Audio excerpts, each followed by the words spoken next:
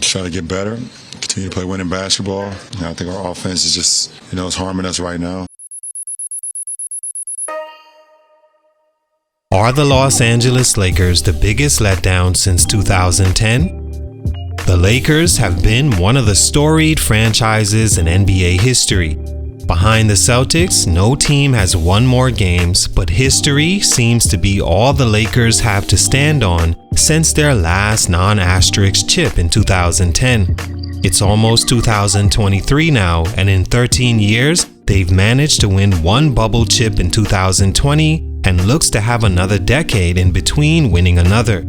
Since 2020, they've managed to be eliminated in the first round in 2021, missed the playoffs entirely in 2022, and are currently 2-9 and one of the worst teams in the NBA, looking to miss the playoffs again. This is with a roster of 3 top 75 players of all time, 2 former MVPs, and 2 first overall picks. Not to mention a player usually argued as the greatest player of all time in Lebron James. Of course, there could be worse franchises to write about, like the 11 teams that still haven't won at least one championship, or the Boston Celtics, who are the winningest franchise of all time, but hasn't won since 2008. But the Lakers were Showtime, box office, and the most popular team playing in the most coveted city for entertainment in the NBA's history. And since 2010, they've fallen to the bottom of the league, making one questionable swing for the fence move after another. In most recent years, they traded away their future to win right now after LeBron James decided to join them in 2018. In 4 seasons since, they've missed the playoffs 3 of those years and of course won their first ever NBA bubble championship many see as not equivalent to the ones before then. A lot of expectations came with the LeBron move as he was still the face of the NBA and still seen to be in his prime and able to carry teams to the finals as a default. To his credit, he did make the move to the Lakers at 34 years old, when most players that age are well past their prime or even out the league altogether. He's 38 now and averaging the lowest points per game of his career since his rookie season, along with shooting the worst percentage from 3 in that span. Anthony Davis, who joined the team in 2019, can't stay healthy enough for them to bank on him as their future, and their most popular scapegoat ever, Russell Westbrook, has seen his worst days in the league as a Laker, recently being demoted to 6-man status. What happened to this franchise? Will they ever be great again? Or is this the beginning of another decade of underachievement? Let's talk about it. It's your boy JC, Stunted Growth. Let's get it, man. Take a minute to like, subscribe, and comment on who I should do next. The Lakers franchise began in 1947 off the shoulders of the Detroit Gems of the NBL, a team that only lasted a season. They moved to Minneapolis, Minnesota, and were called the Minneapolis Lakers. They won the championship that year in the NBL before joining the BBA and winning 5 out of 6 championships competed in behind their first superstar George Mikan. Before the 60-61 season, the team relocated to Los Angeles, California. Throughout the decade, they were dominated by the Celtics, losing to them in the finals 6 times. They won their first in LA in 1972, their only that decade. In the 80s, they had great success, winning 5 championships behind Magic Johnson and Kareem Abdul-Jabbar. During the 90s, of course, the entire NBA was held hostage by the greatness of Michael Jordan and the Bulls, but Magic was all but finished anyway by the 91-92 season, dealing with HIV and missed 4 straight years. He returned in 95-96 at 36 and was not the same player, nor did it help the Lakers win another chip. They had a second dominant run in the 2000s behind Shaq and Kobe three-peating from 99 to 2002, and Kobe winning their final 2 in 2009 and 2010, not played in an NBA bubble. Since then, the Lakers have been trying to find their way, but look even more lost than they've ever been for these 3 reasons. Stunt number 1, bad management. Even through the Shaq and Kobe beef in the 2000s, the Lakers were still dominant in both eras of them together and after selecting youth over dominance. But from 2010, that all changed. In the draft, the Lakers began a downslide of managing the team's future, beginning with their selections. That year, they took Devin Ebanks and Derek Caracter in the second round with their only 2 picks of the draft. Ebanks lasted 3 seasons in the NBA and Caracter just 1, trading away shooters Kobe had around him that weren't exactly great players in the league, but they served the purpose of spot-up shooter well around Kobe and the triangle offense in favor of guys like Matt Barnes, primarily a slasher and defensive ball hawk, and Theo Ratliff, thus failing to shore up their bench with talent. Names like Steve Blake, Matt Barnes, Shannon Brown, and NBA extreme bust Joe Smith led their bench. They were swept in the semifinals in 2011, the year after winning it all. Soon after, management crumbled behind the fall-off with coach Phil Jackson. Feeling management didn't do enough to place a good team on the floor, Jackson went into retirement and the Lakers attempted to place he and his system on the chopping block for their playoff loss. They brought in Mike Brown and got rid of the triangle offense altogether and any coach that would even mention it.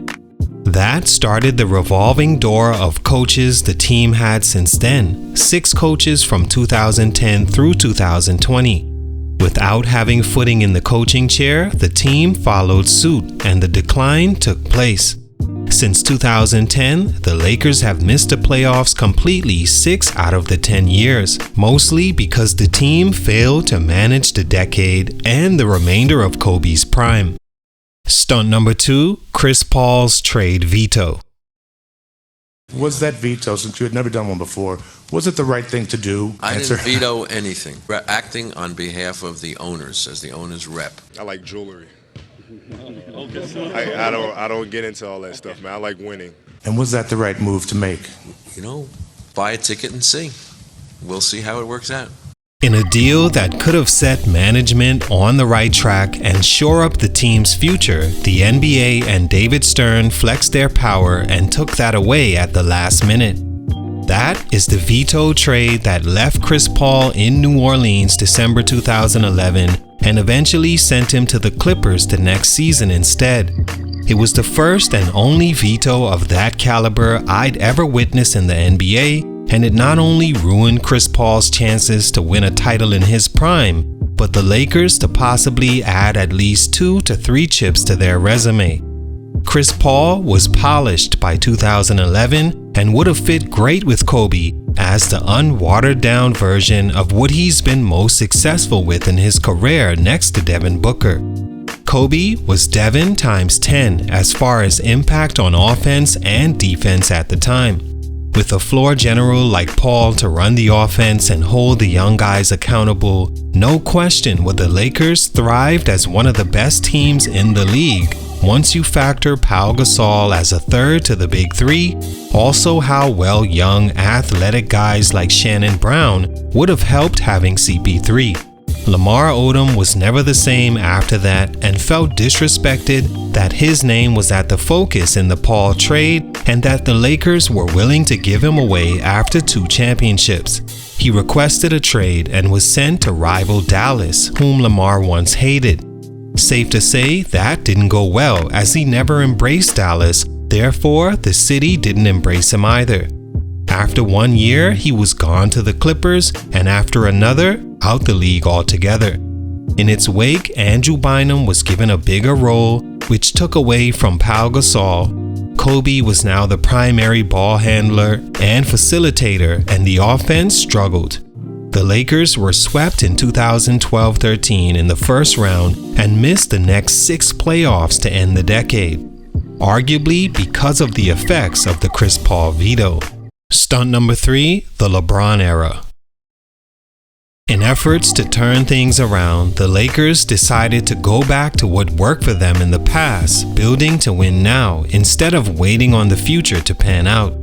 Setting that off was the recruitment and signing of LeBron James.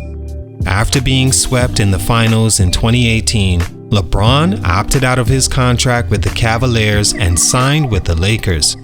Lonzo Ball was in year 2, along with Kyle Kuzma, Brandon Ingram in his third. The team's second, third, and fourth leading scorers behind LeBron.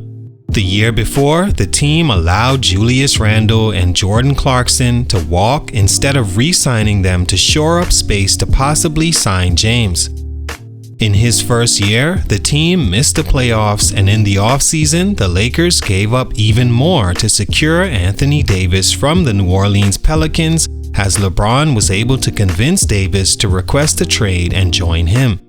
The Lakers gave up Lonzo Ball, Brandon Ingram, Josh Hart, and multiple unprotected first-round picks and swaps in exchange for Davis, thus completely giving up their future, which you see affects them now without a lottery pick in next year's draft that includes one of the best prospects since LeBron, even though they will end up one of the worst teams in the league.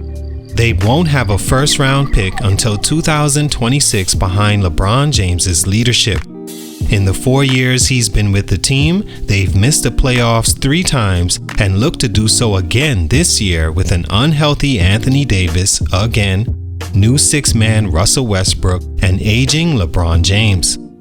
All in all, besides 2020 in the bubble, after 4 months of rest, the Lakers have been a horrible team, equally as bad as any.